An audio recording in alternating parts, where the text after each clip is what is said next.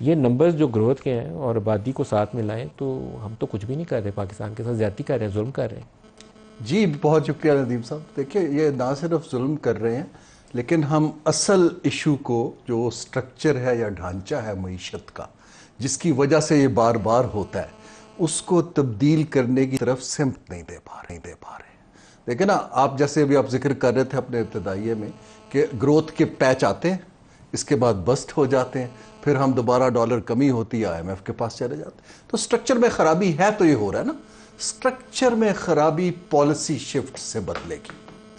جب تک ہم اکانومی کے سٹرکچر کو ڈیورسیفائی نہیں کریں گے، نئے سیکٹرز کو جو ونرز نہیں پک کریں گے، جیسے ایسٹ ایشیا نے پک کیے تھے کہ جی ہمارا کمپیریٹیو ایڈوانٹیج یہاں پر ہے، گنے میں نہیں ہے یا کاریں بنانے میں نہیں ہے یا کسی اور میں نہیں ہے. ہمیں ریسورسز کو، جس کو ہم اکنامکس میں فائنینشیل ریپریشن کہتے ہیں، ہمیں ڈائیورٹ کرنا پڑے گا ایسے سیکٹرز میں انکلوڈنگ سروسز جو ایکسپورٹ اورینٹڈ ہو اور ہمیں گروتھ کی طرف لے جائے. 240 ملین کے ملک میں آج ہم نیٹ امپورٹر ہیں ایسینشلز کے. یہ حقیقت ہے. یہ اس کو ختم اور اکنامکس کو 200-250 سال سے بدلی نہیں ہے. اگر آپ نے یہ کرنٹ اکاؤنٹ کے میس سے نکلنا ہے تو 15% ہر سال ایکسپورٹ بڑھے گی تو ہی آپ نکل پائیں گے، ورنہ تو آپ نہیں نکل پائیں گے. تو ندیم صاحب بات یہ ہے کہ ایک تو پالیسی رسپانس کی ضرورت ہے، دوسرا کچھ لوگوں کو کھڑے ہونے کی ضرورت ہے جو پروٹیکٹ کیے جا رہے ہیں کچھ کنسٹیچوئنسیز کو، کہ اب یہ ٹائم آ گیا کہ تھوڑا سا ہم کھڑے ہوں اپنے انٹرسٹ گروپس کے اوپر اور ان کو کہیں کہ بھئی بہت ہو گیا. یو کی not continue which are those areas؟ Extracting. دیکھیے ہم کب سے بہت سے ایریاز، میں نے آپ کو مثالیں دی، ہم جیسے شوگر کی انڈسٹری کو سپورٹ کیے جا رہے ہیں. ابھی بھی ہم نے 1.5 لاکھ اس کو دیکھیں نا، ایکسپورٹ کرنے کی اجازت دی. ہم ہر سال شوگر ہی بچا رہے ہیں اچھا پچھلے ابھی کئی بھی سالوں ہم سے. وہ اولڈ آرکیک سپورٹ پرائسنگ کے میکنزم میں بیٹھے ہوئے ہیں. ابھی بھی ہم یوریا کو آپ دیکھیں ہم سبسیڈائز کرتے ہیں. ناؤ کمپیٹیٹیونیس اگر لانی ہے تو ہمیں ونرز پک کرنے ہوں گے کہ اب کیسے ان کو کمپیٹ کیا جائے. میں آج کل ورلڈ اکنامک فورم کے ساتھ ایک کمپیٹیٹیونیس پہ کام کر رہا ہوں.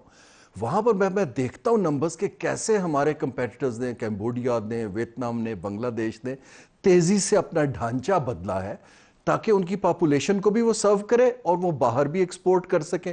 اب 30 لاکھ بچے اور بچیاں لیبر مارکیٹ میں آ رہے ہیں ہر سال. ٹھیک ہے، 2 یا 3% گروتھ کے اوپر آپ ان کے میکسیمم 20% کو ابزارب کر پائیں گے.